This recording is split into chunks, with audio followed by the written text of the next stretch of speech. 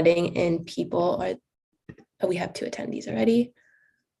Okay, so we're going to start live streaming if that's okay, and we'll have Mei Xuan do the introductions, and we're just going to improvise from there. Is that all right, Mei Xuan? Okay, thank you so much. That is fine.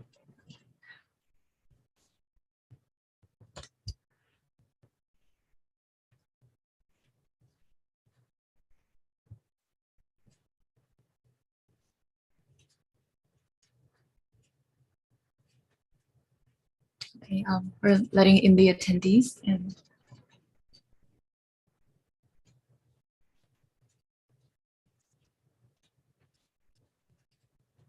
so thank you all for attending our panel on society and culture. The Society and Culture panel focuses on the future of key social movements, such as gender inequality and racism in China and the US during the COVID-19. We wish to explore COVID-19's overall implications on these movements, as well as the potential for Sino-US cooperation in addressing these issues. When the DC-US team tried to decide among different interesting topics regarding Sino-US relations, this topic in particular raised our interest due to its relevance to our contemporary societies and the inherent, possibly still largely unsettled debate. In this panel, we focus on 2 questions, like how COVID-19 affects gender equality and racism, especially in Asian hate-related movements in China and the US. And it is thus with great honor for the DC-US team to introduce you to our speakers and moderator in this session. My name is Mei Xuan Wang, and I will be the moderator for this panel. I'm a 3rd-year art history student at Duke Kunshan University. And Vera and Mia, do you want to introduce yourselves? Yes, my name is Mia Mixon. I am a junior at Duke Kunshan University, majoring in global China studies with political science. And thank you everyone for joining us today. So I'm Vera. I'm a 4th-year student at Duke who studies political science and psychology, and pretty interested in this topic. And thank you everyone for joining this panel, and people on YouTube and Bilibili as well. I'm also excited to introduce you to our speaker, Ms. Olivia Zalecki. She's the Engagement Director of North Carolina Asian Americans Together in CAAT. It is a nonpartisan nonprofit organization committed to supporting equity and justice for all by fostering community among Asian Americans and allies in North Carolina through civic engagement, leadership development, grassroots mobilization, and political participation. Olivia grew up in Charlotte, North Carolina, and attended North Carolina State University, where she double majored in political science and foreign languages and literature with a concentration in Mandarin. Olivia's passion for advocacy started when she had the opportunity to work with various Asian American organizations, including the Triangle Asian American Student Conference and OCA National Asian Pacific American Advocates. The panel will be structured in 2 sections, with the first 40 minutes reserved for a discussion-based panel among the speakers and the last 20 minutes for a Q&A session. At any time, please feel free to type your questions into the chat box on the webinar or private message your question to the moderator. Again, we appreciate your time and we hope you will enjoy this panel for the next hour. So our first topic will be racism in China and the US during COVID-19. So first of all, Olivia, as a dedicated member of Asian American related organizations, could you speak about the background of Asian hate in the US and also globally? Yeah, first of all, thank you all so much for having me. I'm really excited to be talking with you all today. I hope that this is definitely a space where folks can feel free to ask questions and we can kind of have a dialogue back and forth. That's something that I'm always really excited about. So this question is one that I've definitely thought long and hard about. North Carolina Asian Americans Together are really founded on that principle of grassroots normalization and advocacy for the Asian American community.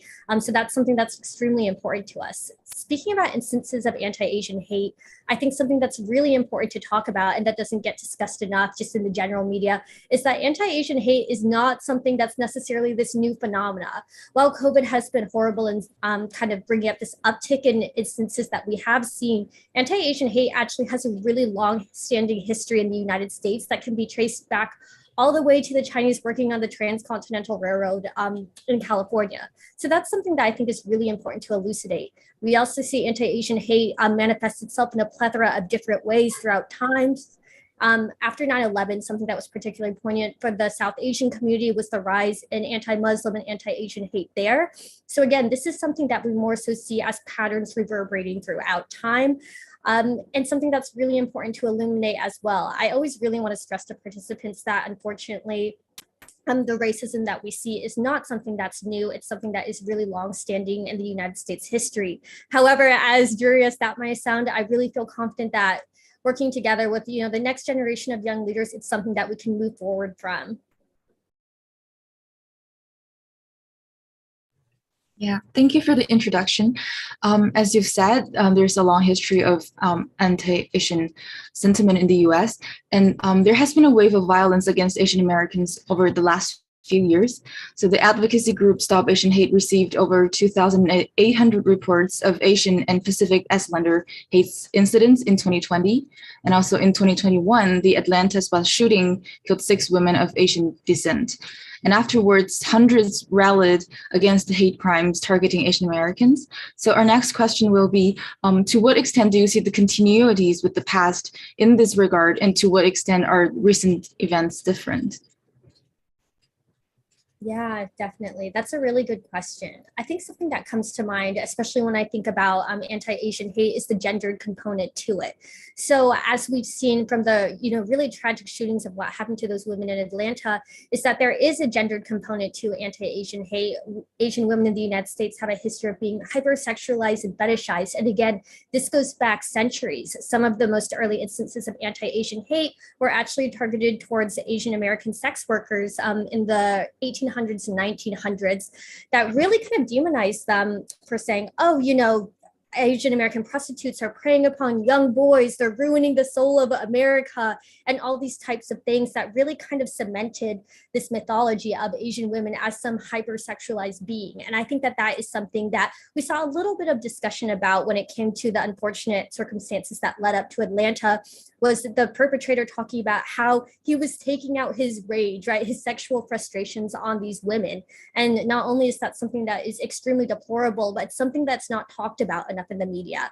I think it's something that really needs to be brought to our attention. So I think that that is one way that we see a continuity of what we've seen in the past, is Asian Americans and Asian women seen as these vectors of disease, Asian American women seen as people who are promiscuous and somehow deserving of this violence that's inflicted upon them. And it's really important that we take a full stop, a full pause there, and realize that that's mythology, and that is something that unfortunately has real life ramifications. It's not some bar of fiction, but we see that people actually lose their lives when they buy into this.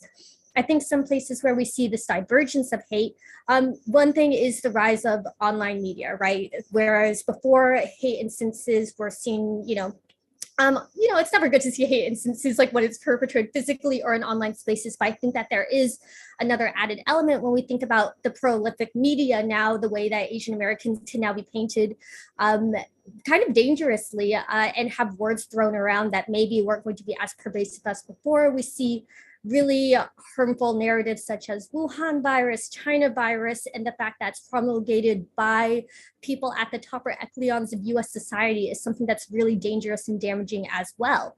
That isn't to say, however, that that is even necessarily the most new thing in of itself. We've seen with the Chinese Exclusion Act in the history of Japanese incarceration that, again, great leaders have also taken their stances and use them, unfortunately, for platforms of hate, which is something that we still are working towards trying to move past.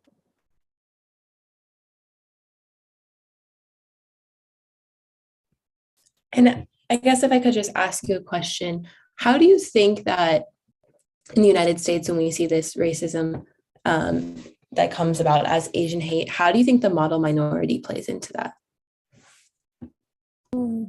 Oh yes, the dreaded model minority myth. So I think something about the model minority myth that is particularly kind of insidious is that, first of all, it encapsulates all Asian Americans into one group. First of all, when people think about Asian, when they think about the model minority myth, they're thinking about East Asians, they're thinking about Japanese, Chinese, and Korean people. They're thinking about Asian Americans as this paragon of high achievers, as folks who don't get into trouble.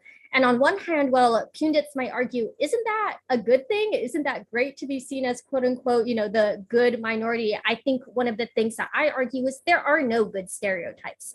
There's always going to be something that's conversely affected when people are put into one bucket of saying this is what it means to be this particular thing. Another thing about the model minority myth is it's also erased the diversity of the Asian American experience.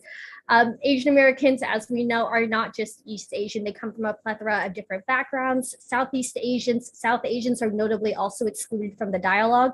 And the model minority myth sometimes can convey that Asian Americans don't have problems. How can there be anti-Asian hate when Asians are doing so well? When data shows that, Asians from this particular group seem to be the highest earners in the US. Again, I point to the importance of disaggregated data here. So for those of you all who aren't familiar with the concept of disaggregated data as it pertains to Asian American communities, is one of the big myths that we see is when people talk about Asian American income sources, when they're using this to back up and perpetrate this myth of the model minority, they say, hey, stats say Asian Americans actually earn the highest income levels of all groups, regardless of race in the United States. However, disaggregated data breaks that down and goes, actually, that might be true for one particular race. However, or one particular ethnic group. However, let's look at Hmong Americans or Vietnamese Americans or Cambodian Americans and realize the stats are actually pretty dismal, and that for those groups, socioeconomic attainment and education levels are actually the lowest of all ethnic groups in the United States. So that's really the importance there, and the importance of really dispelling the model minority myth. How do you think that, because I think I started hearing the term model minority around the same time that the film Crazy Rich Asians came out. Do you think that that film had a negative impact on how it was great that obviously that there was minorities shown in film and I really liked the movie, but how do you think that films like that play into that stereotype? That is a wonderful question. I've definitely read a lot of extensive articles about Crazy Rich Asians. I also don't want to be the one person to go, oh, horrible movie. I think there were a lot of great points to it. I think for representation, it's great to see, Asian stories told on screen, diasporic stories told on screen. And the background was something novel, which was really great. However, as a lot of critics have pointed out, and rightfully so, Crazy Rich Asians does to some extent perpetuate this certain Asians are rich, and Asians, they're doing just fine. Another thing that's really important is to put into place the context of the movie. I believe it was taking place in Singapore, if I remember correctly. And something that a lot of folks had a lot of issue with is that, hey, we're just showing rich East Asians when Singapore is actually a massively diverse country that has a lot of South and Southeast Asians in it. And then the roles that they were delegated with in that movie is that of servants. And that was really problematic, or bellhops. So I think that when we take it apart, when we really want to take a critical lens that is trying to further equity, inclusion, and principles of what true representation looks like, being critical of films is okay. I think it's warranted, and I think it's necessary to kind of push that dial forward. So on that end, it's great to see more Asian Americans in film, but what I'm really earnestly hoping for is other types of authentic stories that do not just center one particular group, and especially stories that don't necessarily take an entire population and kind of regard it to its 1%ers.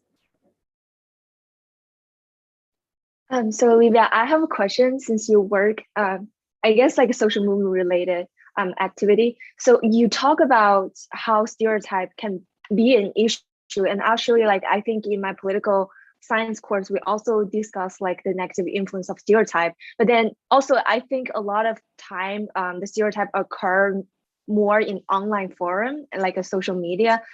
You see on Twitter, there's so many tweets negative hate speech and all that stuff. So I wonder, with considering that, what is your, I guess, in your opinion, what would be the best way to address the stereotype in online sphere, in space? Another great question. You all are really hitting hard with these. That's a good thing. Something that I think is really important is making sure there's not a dearth of research on Asian American communities. When people say things that are factually inaccurate, when people say things that are ignorant, sometimes if put on the spot, if you're like, I feel like that's wrong, I feel like gut check, that feels wrong to me, but I have nothing to back it up with, that can be an issue. So I think something that could help contribute to kind of checking folks when they say things that are problematic or say things that are unfounded is really having us invest in research on Asian American communities and invest in research that looks like a plethora of different experiences. Something that I do when I'm scrolling on the Twitter threads, I might notice something where I'm like, oh gosh, wow, that's really an interesting point of view you have there. Is I might say, okay, I disagree with this, but and also in addition to disagreement, where are the stats that I can use to back up and strengthen and embolden my argument?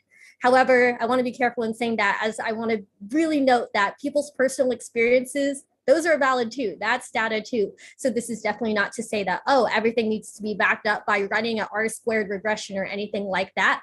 But sometimes knowing, hey, this is what scholarship has said, or hey, have you looked at even the experiences of X, Y, and Z group before, saying this particular thing is really important too.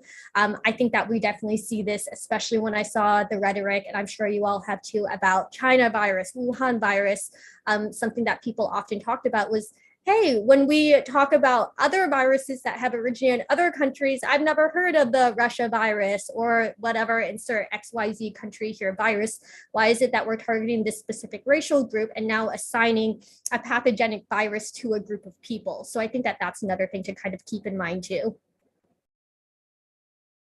And this might be a follow-up question, because I've noticed if you focus on like a rational approach, sort of like emphasizing on fact-orientated and relying rational thinking back of like scientific data and studies, publicizing and educating the public. But then it gets to the radical point, like how do you communicate those who just won't read your article or like won't read the paper and research finding? They just like so purely rely on this like stupid rhetoric that we read, like, like also there's like a political channel that sort of, like give them the like the drive and emotional fuel. Like how do you like counter that influence, and how, like, what's your take on that?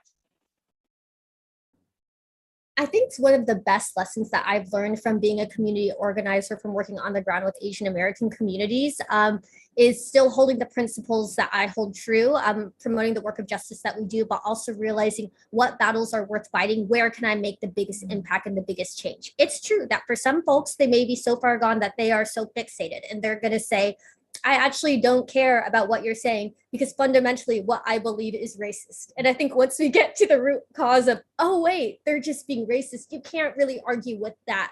But what you can do is kind of work to promote systemic change from the ground up.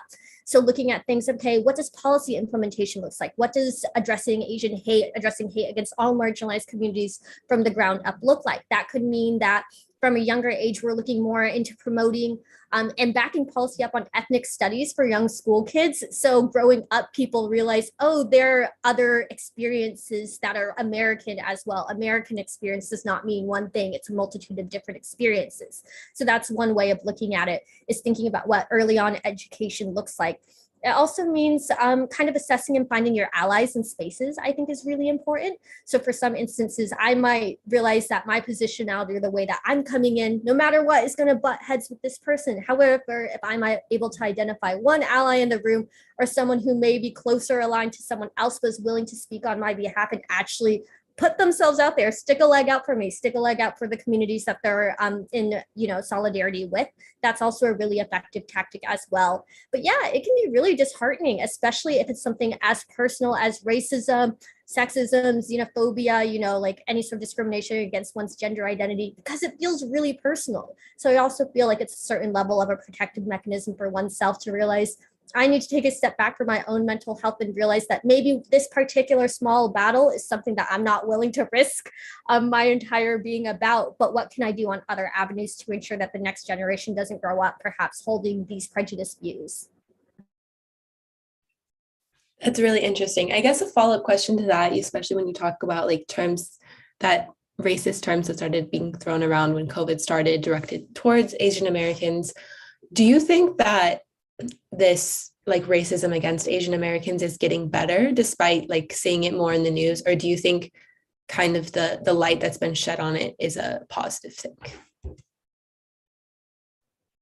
I think one really good thing is that instances of anti-Asian hate are getting media attention. So I think that is nice for folks to realize, oh, this is happening and this is happening on a massive scale.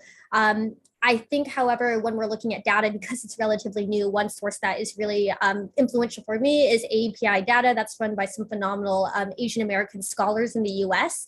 And a lot of their trends right now, it looks looks a little stagnant in terms of how folks are feeling and saying, oh, I've been a victim of a bias or hate incident. So that is something to note there too, is it's not like we're on the decline. It's not like we've, past the hill, we're smooth sailing. I think it's still something that's very much a salient issue. And something that I do generally worry about in terms of the longevity of how my community's mental health and well-being, physical safety is going to be, because we know that unfortunately there are going to be longstanding ramifications to a lot of this hate speech, a lot of these horrible incidents that we see. I, for one, live in New York City. So unfortunately, it feels like there's news articles every other day about instances that are occurring. However, what's really heartening to me is also seeing the incredible community organizing that's going around. I know folks have set up vigils for victims of bias and hate incidents. I know people have marched, and I know that other communities of color have stood in solidarity. I think that that is something that is really wonderful. And I honestly think it's our only way forward.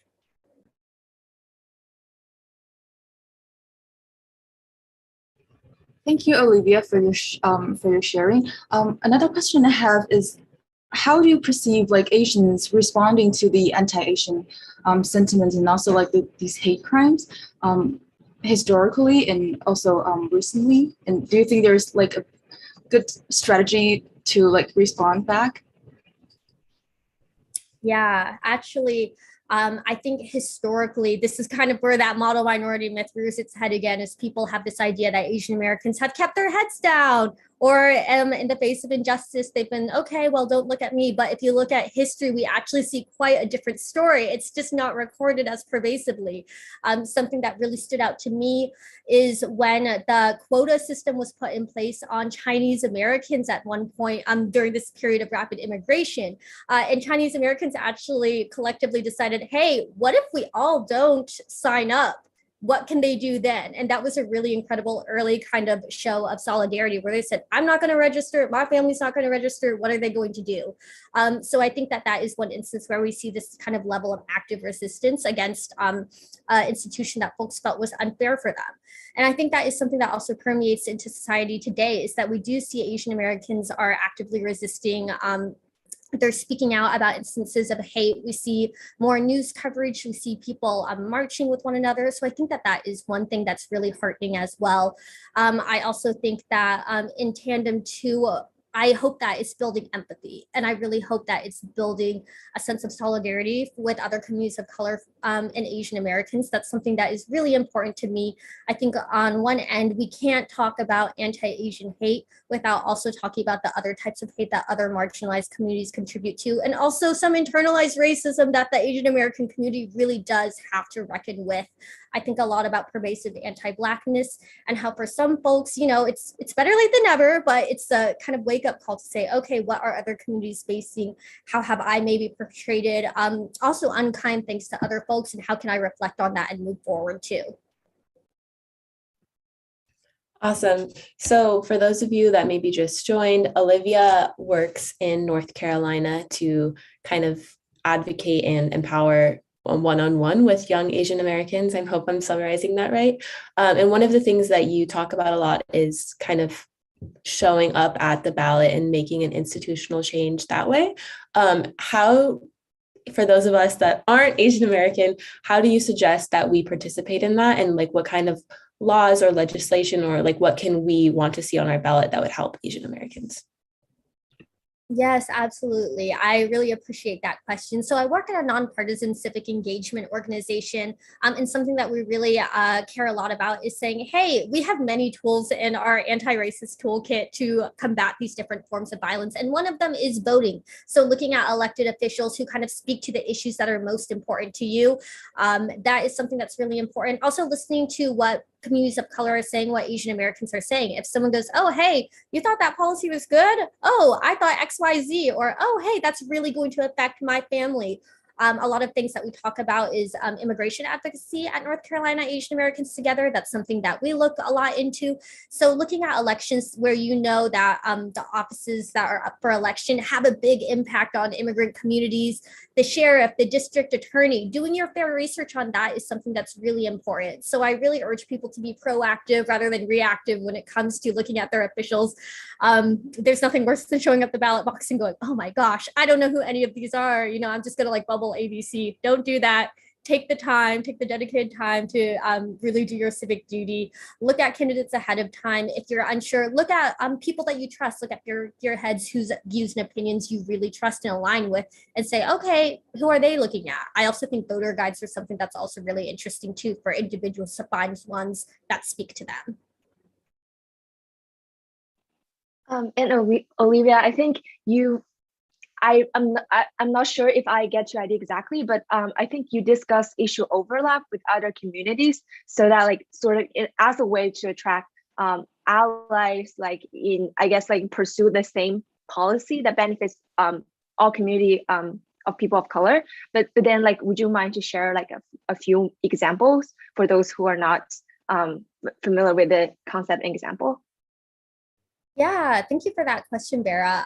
So one thing that NCAT really does care about is solidarity with other communities of color, and realizing that a lot of the issues we care about are not Asian American specific issues. They're issues that affect a lot of different communities of color. So for example, I spoke a little bit about immigration. Something that we really care about is working with Latinx orgs who also care a lot about immigration and may feel a certain way, the same that we do about the issue. So aligning ourselves with them, realizing that what we want is a joint effort. That is something that's really important as well.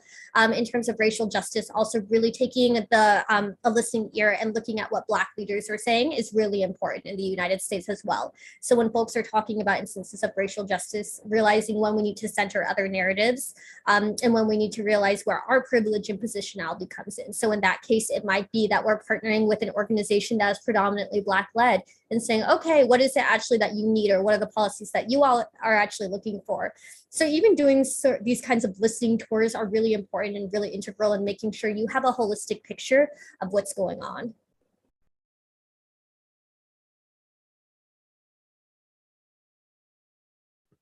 Okay, just following up on what I asked you originally, you talked about advocating for immigration among Asians to come to the America is very important. Could you kind of summarize on what that looks like right now? Because I'm a bit uneducated on how many immigrants are Asian, et cetera.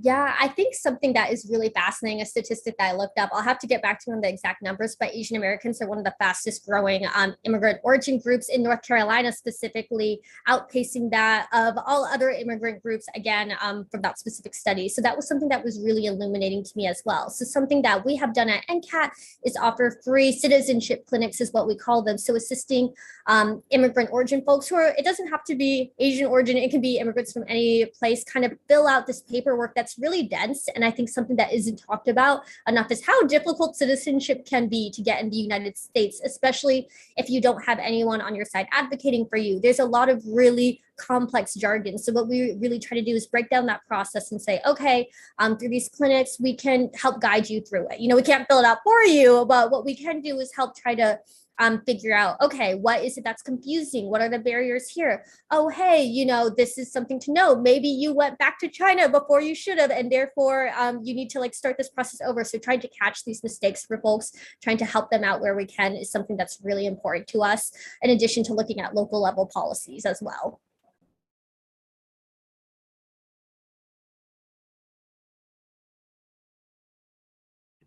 Okay, I just put NCAT's link in the chat for anyone that's interested. This panel took a turn.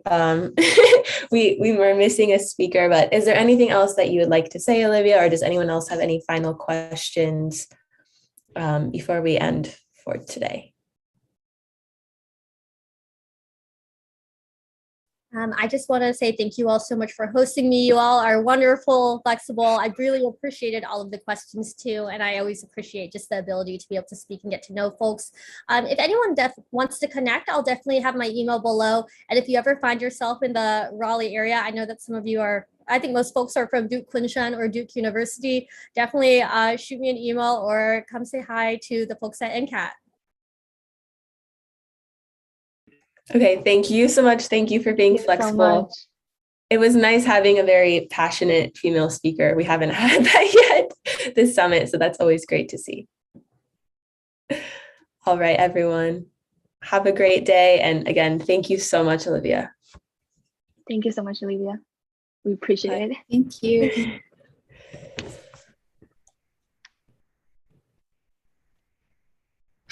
Okay. That was rough. Oh, I think we're still on live. So.